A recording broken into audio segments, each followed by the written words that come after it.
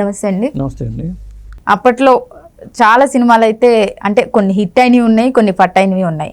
కానీ అన్ని సినిమాలు ఇప్పుడు మళ్ళీ రిలీజ్ చేయడం అయితే మనం చూస్తూ ఉన్నాం. ఇప్పుడు కొత్తగా రిలీజ్ అవుతున్న మూవీ అయితే అంటే పాత మూవీనే ఇప్పుడు కొత్తగా రిలీజ్ అవుతుంది, మగధీర అని చెప్పుకోవచ్చు. అప్పట్లోనే చాలా హిట్ అయింది. మరి ఇప్పుడు ఈ జనరేషన్లో ఎలా ఉండబోతుంది అంటారు టాక్? అంటే మగధీర సినిమా రామ్ చరణ్ సినిమా కెరీర్లోనే పెద్ద హిట్ అని చెప్పొచ్చు.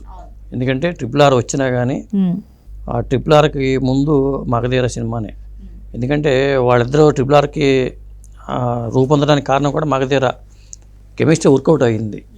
గీతా ఆర్ట్స్ బ్యానర్లో మొట్టమొదటిసారిగా రాజమౌళి గారు చేశారు ఆ సినిమా. కాజల్ అగర్వాల్ హీరోయిన్, దేవిగిల్ అనే విలన్ పాత్ర వేశాడు, దేవిగిల్ విలన్ పాత్ర వేశాడు. హీరో మర్చిపోలేని పాత్ర శ్రీహరి గారు, శ్రీహరి గారి పాత్ర డైలాగ్ కూడా బాగా ఫేమస్ అయిపోయింది. మరి అంటే సోషియో ఫాంటసీ కథతో చేసిన సినిమా, పునర్జన్మ కాన్సెప్ట్ తీసుకుని చేసిన సినిమాగా 2009లో రిలీజ్ అయింది ఆ సినిమా. అంటే ఆ సినిమాని ఇప్పుడు రిలీజ్ చేయడానికి ప్రత్యేకమైన కారణం ఏంటంటే ఈ మధ్యకాలంలో చాలా సినిమాలు హిట్ అయిన సినిమాలు రిలీజ్ చేస్తున్నారు. కొంతమంది వేరే వాళ్ళు తీసుకుంటున్నారు, దీన్ని తీసుకుని ఆ సినిమా రిలీజ్ చేసి అంటే డాల్బీ సౌండ్ సిస్టంతో కొంత సౌండ్ సిస్టమ్ కానీ క్వాలిటీ కానీ. ఈ సినిమాతో పాటు ప్రేమికుడు సినిమా ఒకప్పుడు పెద్ద మ్యూజికల్ హిట్, ఆ సినిమాని కూడా రిలీజ్ చేయబోతున్నారు. అది ఏప్రిల్ రిలీజ్ కాబోతుంది. అది 8K వెర్షన్లో వాళ్ళు రూపొందిస్తున్నారు దాన్ని డాల్బీ సౌండ్ సిస్టంతో.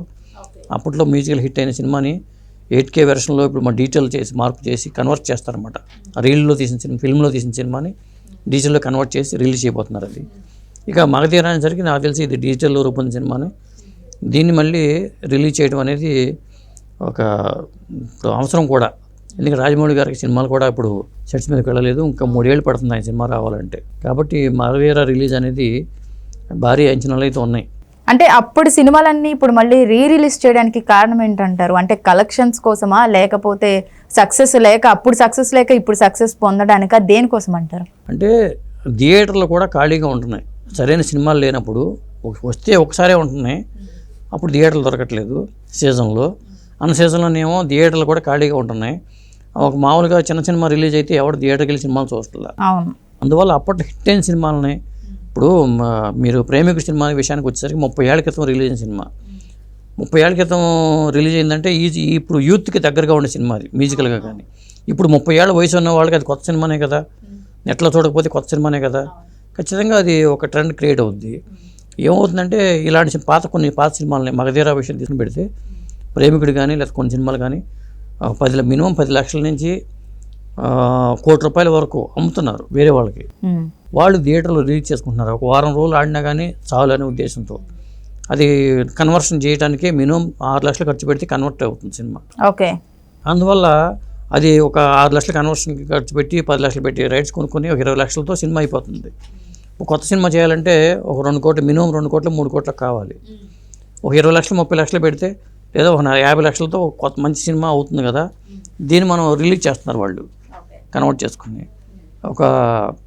ఇప్పుడు కొత్త సీసాల పాత సారాలాగా అది కొత్తగా యూత్కి తెలియదు కదా, గతంలో వచ్చిన సినిమాలు తెలియదు.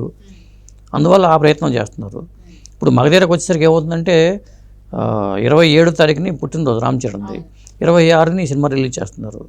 అలాగే నాయక్ అనుకుంటా అది కూడా రిలీజ్ చేయబోతున్నారు. అంటే సినిమాలు లేవు కాబట్టి కొత్త సినిమాలో రామ్ చరణ్ కూడా ఇప్పుడు సినిమాలు లేవు. అంటే గేమ్ చేంజర్ వచ్చే వరకు రామ్ చరణ్ సినిమాలకు మళ్ళీ ఫ్యాన్స్ కూడా కావాలి కాబట్టి. అదేనే కాదు, ఇది ఒక లాభసాటి. గతంలో కూడా రిలీజ్లు జరిగినాయి. ఒకప్పుడు పాత సినిమాలని రీప్రింట్లతో సరికొత్త కాపీ అంటూ రిలీజ్ చేసేవాళ్ళు. అప్పుడు రిలీజ్లో బాగా ఆడే సినిమాలు మాయధరి మల్లిగాడు కానీ, అల్లు సీతారామరాజు కానీ, ఇలాంటి చాలా సినిమాలు రిలీజ్లో చాలా బాగా ఆడేవి. కాబట్టి అప్పుడు ఆ ట్రెండ్ ఉండేది. ఇప్పుడు ఏంటంటే మళ్ళీ స్టార్ట్ అయిందని చెప్పాలి. మొన్న ఈ మధ్యన బాలయ్య బాబుది సినిమా రిలీజ్ చేశారు, అవి కూడా బాగా ఆడినాయి. ఇదే రామ్ చరణ్ మూవీ ఆరెంజ్ కూడా అప్పట్లో అది పెద్ద సక్సెస్ అవ్వలేదు, బట్ మొన్న రిలీజ్ చేసినప్పుడు మాత్రం చాలా కలెక్షన్. ఆరెంజ్ సినిమా అనేది మ్యూజికల్ హిట్ చెప్పాలంటే. అలాగే బాలయ్య బాబు బాగా వచ్చినాయి.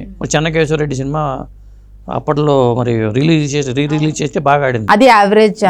అప్పుడు పెద్ద యావరేజ్ సినిమా, ఇప్పుడు మళ్ళీ బాగా ఆడింది అది. అలాగే సమరసింహారెడ్డి పెద్ద హిట్ అప్పట్లో, మళ్ళీ మొన్న రిలీజ్ చేశారు. అంటే ఇది లాభసాటిగా ఉంటేనే ఎవరైనా దీంట్లోకి వస్తారు రిలీజ్ చేయడానికి. కాబట్టి మగధీర చేస్తున్నారు. మగధీర అంటే రాజమౌళి గారికి యమరత్న గారు ఈయన డైలాగులు రాశారు. కథాపరంగా చూసుకుని విజేంద్ర ప్రసాద్ గారి కథ, కీరవాణి గారి సంగీతం, అలాగే కొత్తదనం ఉన్న సినిమా. రాజమౌళి సినిమాల్లో ఒక ట్రెండ్ మగధీర అనేది.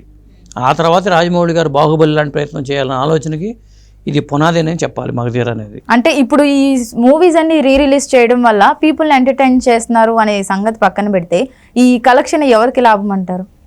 కొనుక్కున్న వాళ్ళు ఉంటారు కదా, ఇప్పుడు 20 లక్షలు పెట్టి వాడు కొనుక్కొని కన్వర్ట్ చేసుకుని రిలీజ్ చేస్తున్నారు. వాడు బాగా ఆడింది అనుకోండి థియేటర్లో వెళ్ళని గుడ్డు డబ్బులు వస్తున్నాయి. 20 లక్షలు పెడితే ₹1 కోటి వస్తున్నప్పుడు అది లాభసాటి వ్యాపారమే కదా. ఓన్గా రిలీజ్ చేసుకుంటున్నారు, కొంతమంది డిస్ట్రిబ్యూటర్లకు ఇచ్చుకుంటున్నారు, అట్లా ఉంది. అందువల్ల ఆ ప్రయత్నం చేస్తున్నారు. ఇప్పుడు రామ్ చరణ్కినో మరి రాజమౌళి సినిమా ఇప్పట్లో లేదు, మళ్ళీ మగధీరాన్ని పెద్ద తెర మీద చూసామనుకోండి, ఇది వేరుగా మా ఓటీటీ ఉన్నా ఇంట్లో బుల్లి తెర మీద చూసిన దానికన్నా ఈ స్క్రీన్ మీద పెద్ద స్క్రీన్ మీద చూస్తే బాగుంటుంది.